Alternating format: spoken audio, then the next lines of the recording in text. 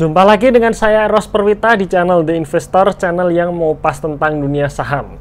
Oke, di video kali ini kita akan membahas Pak Loh Keng Hong lagi teman-teman sekalian ya. Jadi sudah kesekian kalinya di dalam video saya ini membahas mengenai Pak Loh Keng Hong.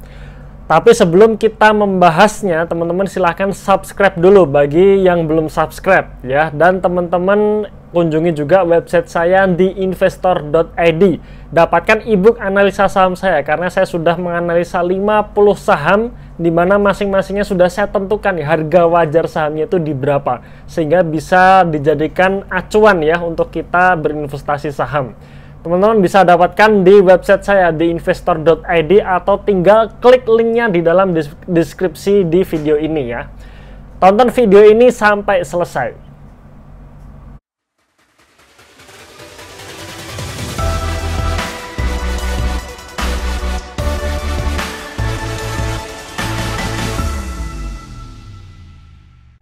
Teman-teman sekalian, jika kita buka websitenya bursa di idx.co.id ya, kemudian kita pilih menu pengumuman, kita search aja nih BMTR. Ya, kebetulan saham ini juga yang akan kita bahas ya. Teman-teman search BMTR, kemudian akan muncul hasil penelusurannya. Di situ ada surat dari Pak Loh Keng Hong kepada Direktur Bursa. Ya, kebetulan beliau menyampaikan nih transaksi beliau di saham BMTR ini. Nah, ini akan saya tunjukkan ke teman-teman sekalian nih. Silahkan lihat sekilas atau potongan dari surat Pak Loh Keng Hong kepada Direktur Bursa. Ada di gambar berikut. Nah, ini adalah surat dari Pak Loh Keng Hong kepada Bursa mengenai kepemilikan beliau ya di saham BMTR. Nah, di sini ada keterangannya nih di bawahnya di kolom tersebut ya. Bahwa sebelum transaksi sebenarnya beliau sudah memiliki saham BMTR ini sebesar 1,14%. Dan setelah transaksi kepemilikan beliau di BMTR ini menjadi 6,14%. Kemudian beliau juga menyertakan nilai transaksinya ya. Itu ada 7 kali transaksi dari tanggal 5 Agustus sampai 11 Agustus ya. Rata-rata beliau membeli saham BMTR ini di harga 200. Total beliau beli saham ini dari tanggal 5 Agustus sampai 11 Agustus itu sebanyak 767 juta lembar saham BMTR ya. Artinya kalau kita kalikan jumlah lembar saham dengan harga rata-rata anggap saja 200, maka beliau membeli saham ini senilai 153 miliar rupiah. Ya, jadi angka yang sangat fantastis ya untuk seorang investor individu. Lalu sebenarnya bagaimana sih bisnis dan kinerja BMTR sendiri? Nah, ini akan saya paparkan ya selengkap mungkin dari sisi bisnisnya, dari bisnisnya maupun kinerjanya. Teman-teman silahkan lihat pada gambar berikut. Nah, yang pertama ini adalah struktur organisasi atau struktur bisnis dari BMTR ya, atau emiten PT Global Mediacom Tbk. Jadi BMTR ini memiliki 3 lini usaha ya, 3 lini bisnis, yaitu yang pertama adalah PT Media Nusantara Citra atau MNCN. Kemudian ada PT MNC Vision Network dan Online Media. Kita langsung masuk ke laporan laba rugi dari BMTR posisi kuartal 2 2020 ya. Ini adalah potongan laporan keuangannya. Nah, ini saya lingkari di 3 pos utama, yaitu pendapatan, laba kotor, dan laba bersih yang diatribusikan ke pemilik entitas induk. Ya, revenue atau pendapatan perusahaan ini turun, sebenarnya turun, kemudian laba kotornya juga turun, tetapi laba bersihnya itu cenderung tetap ya, masih sama sekitar 551 miliar. Jadi di saat pandemi COVID-19 seperti sekarang ini perusahaan masih bisa mencetak laba sebesar 551 miliar.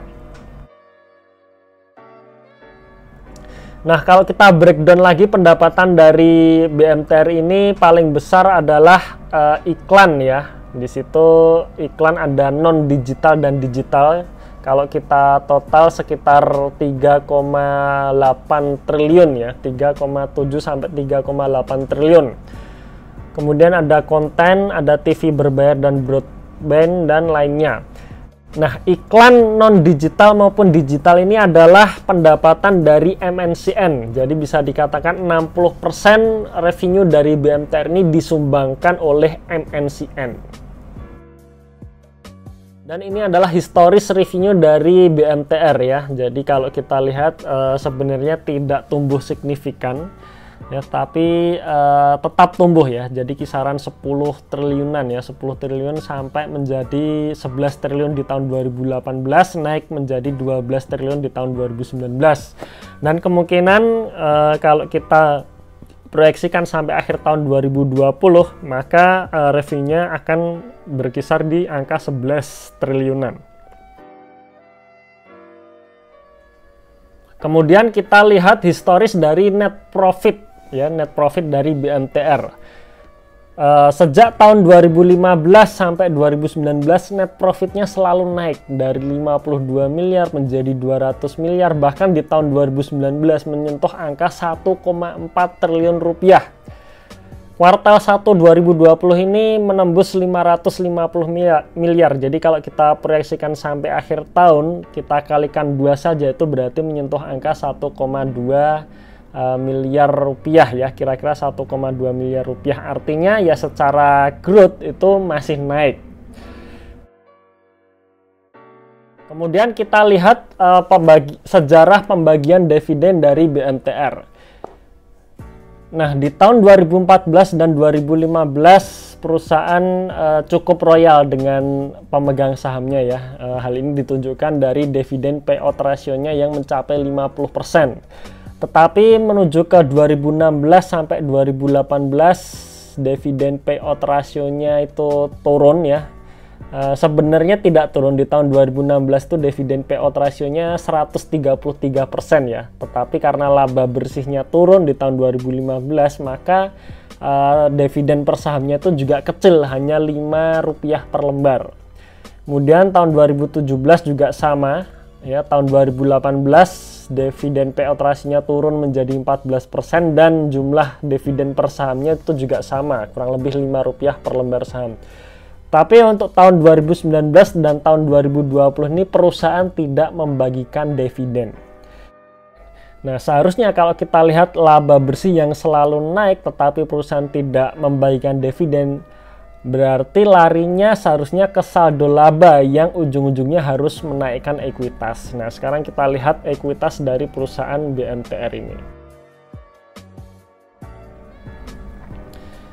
Equity atau ekuitas perusahaan ini juga kalau kita lihat secara historikalnya tidak begitu tumbuh ya. Jadi stuck di angka 9,2 triliun dari tahun 2016 sampai 2018. Sempat naik di tahun 2019 menjadi 11 triliun dan posisi kuartal 2 tahun 2020 ini berada di angka 11,4 triliun. Oke, sekarang kita menuju ke hutang ya, historis dari hutang perusahaan. Nah, balok warna kuning ini adalah nominal hutangnya ya, atau debt-nya, atau hutang bank dan obligasinya saja yang saya hitung. Sedangkan garis warna merah ini adalah rasio DER atau debt to equity ratio. Kita lihat rasio DER-nya ini cenderung naik dari tahun 2013 ke 2018 itu selalu naik, tetapi turun ya untuk tahun 2019 dan tahun 2020. Dengan posisi terakhir per kuartal 2 2020 ini rasio DER-nya mencapai angka 84%. Oke, kita komentari dulu mengenai angka-angka yang sudah saya paparkan tadi ya. Yang pertama mengenai revenue. Revenue perusahaan ini menurut saya oke ya. Jadi revenue-nya cukup bagus ya, cenderung naik walaupun tidak signifikan tapi tetap bisa naik dengan 60% revenue-nya disumbangkan dari MNCN. Ya, MNCN sendiri penghasilan terbesarnya masih dari iklan yang ada di TV nasional ya. Jadi kalau bisa kita katakan ternyata TV nasional itu masih banyak peminatnya ya. Kemudian dari laba bersihnya sejak tahun 2015 sampai sekarang itu cenderung naik. Ya, artinya dengan revenue yang tidak begitu naik tetapi laba bersihnya bisa naik signifikan, termasuknya signifikan ya saya menyebutnya. Maka efisiensi dari perusahaan ini cukup bagus dan berhasil gitu. Memang sayangnya di BMTR ini dengan laba bersih yang cukup tinggi, masih belum membagikan dividen untuk tahun 2019 dan tahun 2020 ini ya. Berarti memang laba bersihnya semua masuk ke saldo laba, dan saldo laba tersebut bisa mengangkat equity dari perusahaan sehingga equity-nya juga ikut naik. Oke, kesimpulan dari perusahaan ini menurut saya pribadi ya cukup bagus ya. Walaupun tidak signifikan tumbuh, tetapi cukup bagus. Nah, sekarang pertanyaannya adalah bagaimana dengan harga sahamnya? Nah, ini akan saya tunjukkan historis harga saham dan juga valuasi dari harga saham BMTR sendiri saat dibeli oleh Pak Loh Keng Hong ya. Teman-teman bisa lihat di gambar berikut. Oke, ini adalah historis harga saham BMTR dari tahun 2013 sampai sekarang ya, tahun 2020 ini. Di tahun 2020 ini saya ambilkan data pada penutupan perdagangan tanggal 25 Agustus tahun 2020. Ya, secara jangka panjang justru turun ya, harga sahamnya justru turun. Jadi kalau kita melihat historisnya turun seperti ini, maka untuk ditabung ya, artinya kita beli secara dicicil untuk perusahaan ini menurut saya tidak cocok ya. Karena kalau untuk nabung saham ya cocoknya sih dalam jangka panjang ini selalu naik gitu. Nah, lalu gambar selanjutnya adalah valuasi harga sahamnya. Nah, ini adalah valuasi harga sahamnya dari tahun 2013 sampai 2020, dan di tahun 2020 ini saya pakai harga di Rp200 ya saat Pak Loh Keng Hong membeli saham ini. Nah, teman-teman bisa lihat ya, untuk pertama yang paling bawah garis warna ungu adalah ROE-nya. Jadi ROE perusahaan ini sebenarnya cukup bagus dari tahun 2015 sampai 2019 ini cukup bagus ya. ROE-nya selalu naik. Tetapi secara price to book value justru turun. Di tahun 2013 PBV dari perusahaan ini mencapai 2,7 kalinya, kemudian turun menjadi 1,7, turun menjadi 1,4, 0,9, dan di tahun 2017 sampai sekarang itu selalu di bawah 1. Saat Pak Loh Keng Hong beli saham ini, PBV perusahaan berada di angka 0,2 kalinya. Oke, di situ sudah kelihatan ya teman-teman sekalian, saat Pak Loh Keng Hong membeli saham BMTR ini sebesar atau senilai 153 miliar rupiah, artinya beliau membeli saham ini saat PBV-nya menyentuh angka 0,2 kalinya, benar-benar sangat murah. Kemudian di harga Rp200 tersebut juga menandakan PER atau price to earning ratio itu di angka 2 kalinya. Sangat rendah sekali. Sebagai gambaran teman-teman sekalian, di harga Rp300 per lembar saham, maka PBV dari saham ini masih mencerminkan angka 0,4 kalinya. Kemudian di harga Rp400 per lembar saham, PBV dari saham ini mencerminkan angka 0,5 kalinya. Itu menurut saya PBV yang masih murah untuk perusahaan di mana kondisi ROE-nya masih di kisaran 10%.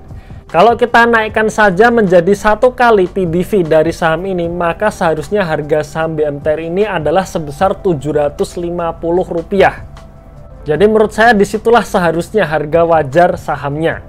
Tetapi kalau kita lihat secara historikalnya lagi teman-teman sekalian, perusahaan ini sudah lama beberapa tahun belakang ini tidak menyentuh angka PBV 1 kalinya. Ya, bahkan rata-rata hanya dihargai di kisaran 0,4 kalinya, yaitu di harga ya Rp300 seperti saat ini. Oke, mungkin itu sekelas review dari saya mengenai saham BMTR ini teman-teman sekalian ya. Sekali lagi bahwa ini bukan rekomendasi beli atau jual ya. Silahkan teman-teman tinjau ulang lagi analisanya. Dan jangan samakan kita dengan Pak Loh Keng Hong teman-teman ya. Kita tahu ya Pak Loh Keng Hong ini orang yang paling sabar dalam menanti kenaikan harga saham ya. Kalau kita lihat sejarahnya, beliau memiliki saham PTRO sejak tahun 2011 kalau nggak salah ya. Sampai sekarang beliau belum menjual satupun saham PTRO, bahkan beliau justru menambah saham PTRO. Pertanyaannya, apakah kita bisa sesabar itu ya? Artinya, profil resiko masing-masing investor itu berbeda. Jadi silahkan Anda nilai kembali resiko Anda masing-masing ya. Apakah saya seperti Pak Loh Keng Hong yang sabarnya itu luar biasa, atau saya tipe yang ya kalau beli besok untung ya harus dijual gitu. Oke, cukup sekian video kali ini. Silahkan share video ini ke teman-teman Anda supaya teman-teman Anda yang lain juga mengetahui mengenai informasi ini. Ya, sekali lagi jangan lupa kunjungi website saya di investor.id. Ya, dapatkan analisa saham yang sudah saya bikin ya, dan ikuti juga workshop online course yang saya adakan. Tunggu video saya selanjutnya dan salam Passive Income.